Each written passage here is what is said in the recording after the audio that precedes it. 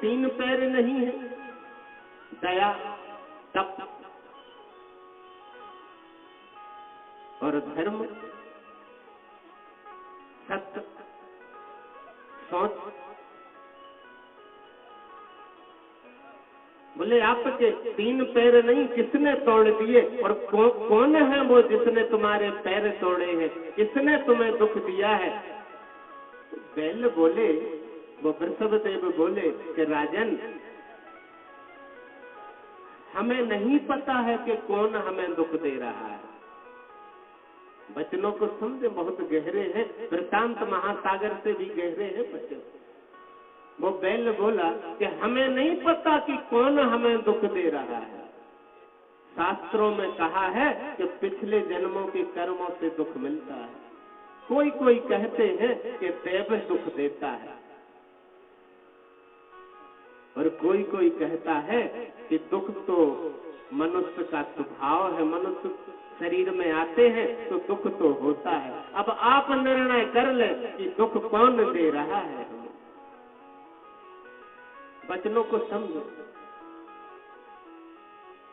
जितने भी पाप हैं संसार में, चुगली करने वाले को सारे पाप लग जाते हैं।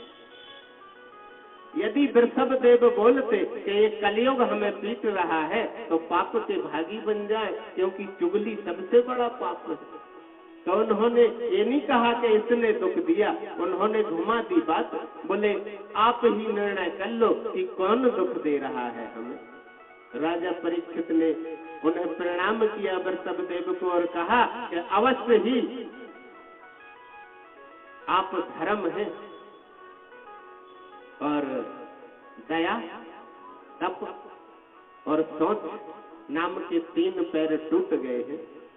सत्य नाम का पैर बचा हुआ है, इसी से तो संसार टिका हुआ है। और राजा परीक्षित ने तीक्ष्ण तलवार निकाल ली उस कलयुग को मारने के लिए, तो वो कांप जाता है और त्राही माम करता हुआ राजा परीक्षित के चरणों में गिर जाता है कि रक्षा करें राजन, रक्षा करें। राजा ने कहा कि जहां तक मेरा राज्य है वहां तक तुझे नहीं रहना चाहिए। कलयुग बोला कि राजन, आपका राज्य तो सातों द्वीपों पर है, पूरे पृथ्वी मंडल पर है। मैं ऐसी जगह नहीं देखता जहां आपका राज्य नहीं है। मेरा नाम कलयुग है और मैं पृथ्वी पर अवतीर्ण हो चुका हूँ। ब्रह्मा ने मुझे भेज दिया है, अब तो वापस नहीं जा सकता। इसलिए आप यदि चाहें तो स्थान नियत कर सकते हैं, लेकिन मैं जा नहीं सकता और ना मारा जा सकता हूँ। राजा ने कहा कि तू कितने वर्ष तक रहेगा धरती पर? कलयुग बोला कि मेरी उम्र ब्रह्मा ने 4,32,000 वर्ष तय की है, तो मैं तो 4,32,000 साल तक रहूंगा धरती पर। परीक्षित ने कहा कि तब तू, मैं कुछ स्थान बताता हूं तुझे। द्वैत, मद्यपान, स्त्री प्रसंग और हिंसा, इन 4 जगहों पर तू निवास कर। कलयुग बोला कि थोड़ी कम पड़ रही है राजन जगह। तो राजा ने कहा तब तुम एक काम कर, स्वर्ण में भी रह सकता है।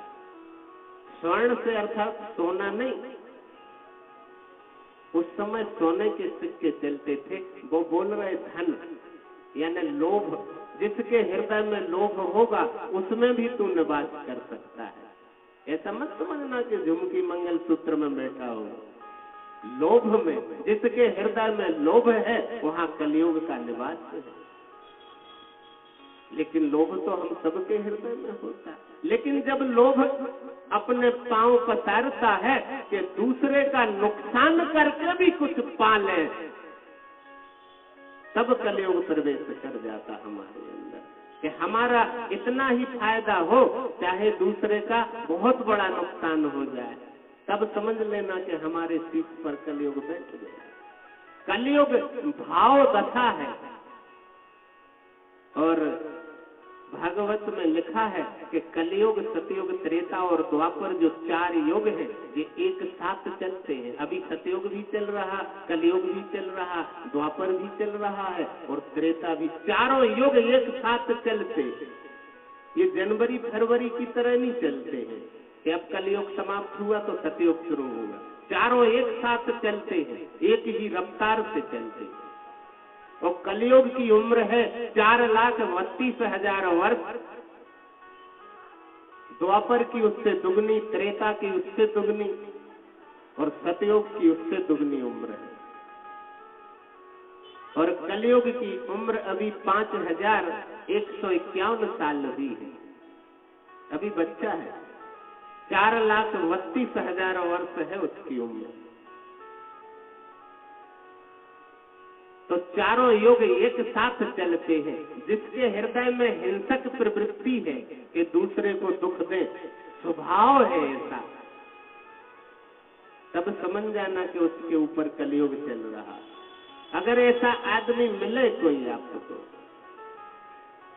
कि उसकी चाल अलग हो, उसका बैठना अलग हो, उसका बोलना अलग हो, जब वो बोले तो आपको आनंद आए, तो समझ जाना कि इसके ऊपर सतयुग चल रहा है। धारणा है, ऐसा नहीं कि यहाँ कलयुग ही चल रहा। कुछ लोगों के ऊपर सतयुग चल रहा होगा, किसी के ऊपर द्वापर चल रहा होगा। अलग अलग चलते, बहुत कठिन है समझना के, बिना ध्यान के नहीं समझा जा सकता। ध्यान में थोड़ा निषेध करता है हमारा मन।